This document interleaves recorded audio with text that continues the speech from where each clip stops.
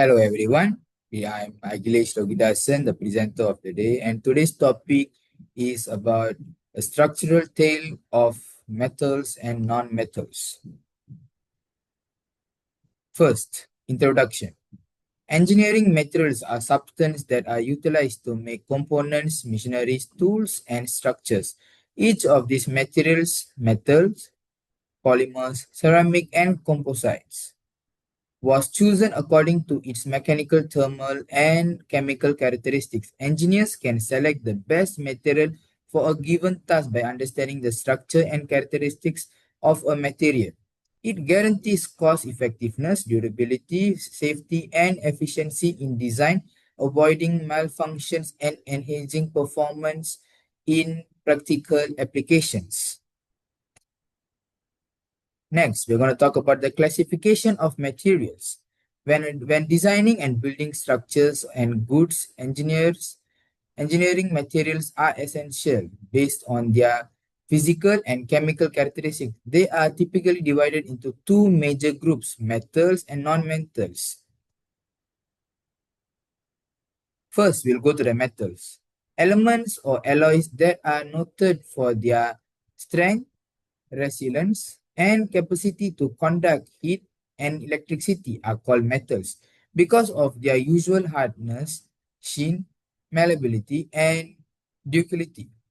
They are perfect for structural uses in electrical system, machinery, and building. Steel, for example, steel, copper, aluminum, and iron. So these are the pictures of metals that which we are using in nowadays, mostly cast iron, wrought iron, aluminium, steel, copper, zinc, brass, carbon steel, lead, tin, titanium, alloy steel. These are mostly used in automotive fields and also used to build buildings or building anything which is related with metals. Non-metals. A vast variety of materials that lack metallic characteristics are classified as non-metals. These materials are typically lightweight, resistant to chemical, flexible, or brittle, and poor heat and electric conductor. Non-metals like glass, rubber, plastics are frequently employed in applications that call for corrosion-resistant insulation or lightweight design, including in electronic casing, medical devices, and packaging. In here, you can see the pictures, for examples to paper, glass, plastic, rubber, and wood, which we have been using in our daily life. Next, structural properties. The atomic structures of metals and non-metal differ greatly, defining their characteristics. High conductivity, strength, and flexibility are made possible by metallic bonding, which is the process by which atoms in crystalline lattice, such as BCC, FCC, or HCP, are joined by a sea of electrons. On the other hand, non-metals exhibit low conductivity and more brittle behaviors due to their atoms being linked together by covalent and molecular bonds, where electrons are securely bond or shared. These structural variants explain why non-metals are frequently insulators and less mechanically robust, whereas metals are usually strong and conductivity. That's why for the strengthness, that's why they use metal for building the buildings and also for cars. First, we'll go for metals structural properties. We got 5 points over here. High tensile strength. Metals are perfect for load-bearing application like beams, frames, and machines because they can withstand high forces without breaking. Next, excellent electrician and thermal conductivity. Metals are used extensively in electrical wiring and heat exchange because of its efficient conductivity to heat and electricity. That's why they use these metals also in the wire. If you see our wiring, we use copper wire inside, so electricity can flow in it. Next, we got the ductility and malleability. Metals do not break when hammered into thin sheets or stretched into wires. The reason for this is that metals atoms can move over one another without rupturing the binding network. That's why, like I just said, they are good for wiring purpose, because when they stretch it, it will not break. And when they make it into a thin line, like a piece of paper style also, it will not break, because that's why they use it for cars also. And then next we got lustrous appearance. Because they are unbound electrons, efficiency reflect light.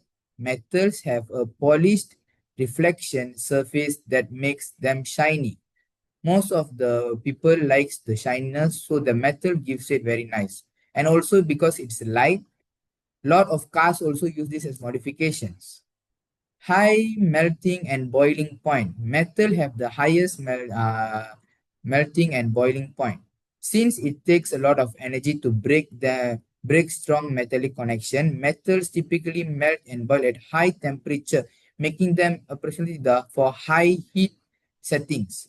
That's why in wiring or making a machinery, all they use this. This because in, like, for example, we are cooking time, when we are boiling water, we are 100 degrees Celsius. So a metal's boiling point is above that, because if metal is also 100 degrees Celsius, the water is also 100 degrees Celsius. When the water start boiling, the metal also have heat is melting point. It will start melting. That's why the metal have a very high one. So they choose metal for it. Next, non-metals structural properties. We got 5 here too. First, brittle in solid states. Instead of deforming under stress, the majority of solid non-metals like ferrous and sulfur tend to shatter or break. This is due to the fact that their atomic bonds are rigid and directed, which means that the atoms have little room to move without disintegrating. Next, poor conductor of heat and electricity. Non-metal are usually insulators since they don't contain free electrons or ions. Common material used to stop the flow of heat or electricity, including rubber and plastic, which we already daily can see in wires. Next, lower melting and boiling point. Non-metals have lower melting and boiling point because covalent and molecular bonds require less energy to break than metallic connections. Solid CO2, which is dry ice, for instance, supplements at negative 78 degrees Celsius, 78.5 negative Celsius. That's why, like just now I said the example, metal and the non-metal, if they are same, they cannot be used. Dull surface. In general, non-metals don't have a reflection, glossy surface that metals do. Because they absorb light instead of reflecting it, their surface have a matte or drab appearance. That's why if you see people who have the matte color, car colorings, anything, the car color, after put the paint, they put a layer of plastic on top. So it look like a matte. And then lastly, we got low density. Non-metals are often lighter than metals due to their less densely packed structure and lower atomic or molecule masses. They are they are therefore approximately for users requiring lightweight materials. For example, like plastic bags or any plastic containers that we daily use in our life. Next, we're going for the comparison of metal vs non-metal. Atomic structure. Crystalline lattice with metallic bonding. For non-metal, covalent and molecular bonding. electrical conductivity. Metal have a better conductor due to free electrons. Non-metal have a poor conductor. So mostly they use for insulators. Thermal conductivity.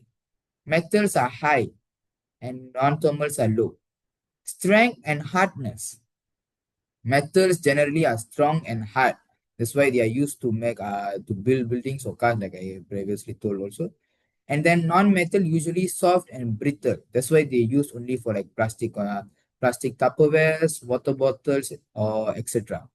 Because that things can be easily been crumpled or easily been melted.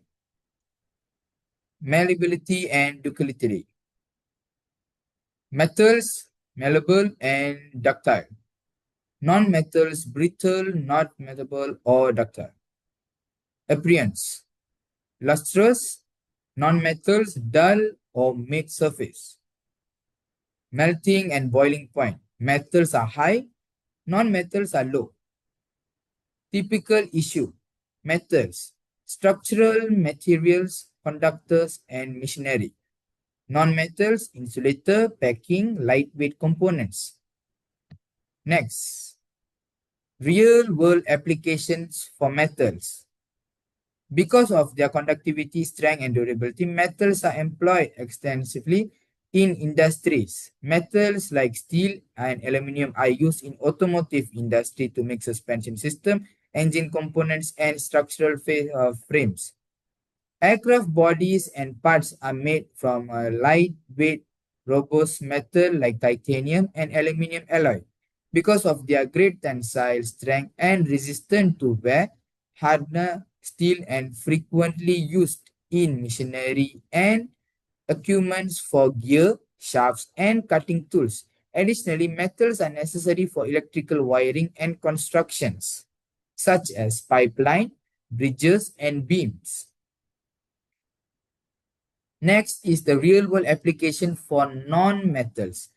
When flexibility, insulation, and chemical resistance are required, non-metals play a crucial role. Because they are lightweight and moldable, plastics like ABS are employed in consumer goods, vehicle interior, and casing. Rubber is essential for vibration damper, tires, and seals. Ceramic are utilized in brake pads, spark plug, and insulators because they are resistant to heat and corrosion. Because of their insulating and aesthetically pleasing qualities, glass and carbon-based material are frequently used in electronics and buildings. Additionally, non-metals are essential for packaging, protective coating, and medical equipment. And we have come to our conclusion. In conclusion, distinct structural functional benefits that are critical to engineering are provided by both metals and non-metals. Metals are perfect for construction, machinery, and transportation because of their strength, durability, and high conductivity. Because they are lightweight and insulating, non-metals are essential in chemical, electronics, and packaging application. Engineers can select the best material for safe, effective, and high-performance design by aware of their difference. Thank you very much for listening for today's topic. I hope everybody got to learn a new thing today. Thank you.